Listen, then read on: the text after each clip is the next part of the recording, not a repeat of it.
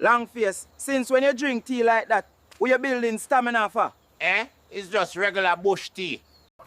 The only bush you know about name ganja. And Miss Patsy you get stamina tea from again? Look now, woman, everything you say is Miss Patsy this, Miss Patsy that. Next thing you're going to say, me have Patsy name tattoo up on my third leg. Lord Clive, me never know stamina tea could make your nose swell so. That's stronger than Viagra. Look now, man, you're drunk bad. You talk to Clive, but you're looking up on the fence.